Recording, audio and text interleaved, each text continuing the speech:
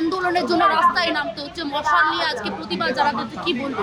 না, এটা তো আমাদের কাছে খুব দুঃখের, খুব হতাশার যে আজকে 100 দিন পেরিয়ে গেল, অথচ আমাদের এই আরজি করে যারা এই হত্যাকাণ্ডটি ঘটিয়েছিল তারা এখনো পর্যন্ত প্রত্যক্ষভাবে যারা জড়িত এবং পরোক্ষভাবে যে বিরাট অপরাধ চক্র আছে, মহামান্য সুপ্রিম কোর্ট পর্যন্ত তাকে মান্যতা দিয়েছে।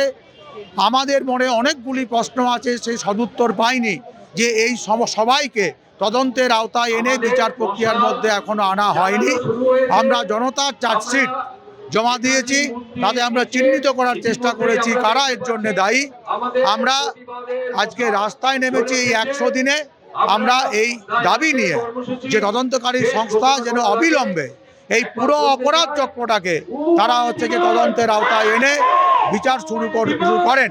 না হলে জয়নগর থেকে জয়গা একটার পর একটা মহিলাদের বিভিন্ন বয়সে তার উপরে আক্রমণ হয়েছে, তাদের খুন করা হচ্ছে, এরকম আরও অভয়া যাতে না হয়, অবিলম্বে এই তদন্তের ব্যবস্থাটা করা উচিত।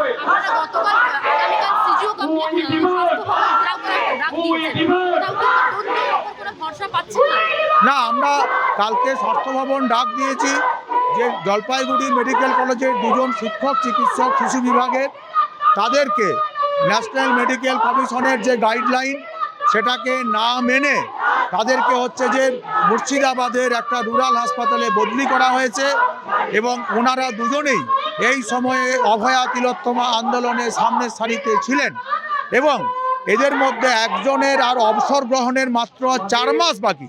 এই সরকার কতটা প্রতিহিংসা পরায়ণ, কতটা অমানবিক হতে পারে যে মাত্র 4 মাস বাকি আছে এই রকম কাউকে একটা মেডিকেল কলেজ থেকে রুরাল হাসপাতালে বদলি করতে পারে। এর প্রতিবাদে আমরা সমস্ত সাধারণ মানুষকে আহ্বান জানিয়েছি স্বাস্থ্য ভবনের সামনে জমায়েত হওয়া। বাংলা হান্টের আরও খবর দেখতে নজর রাখুন। বাংলা খবর মানেই বাংলা হান্ট।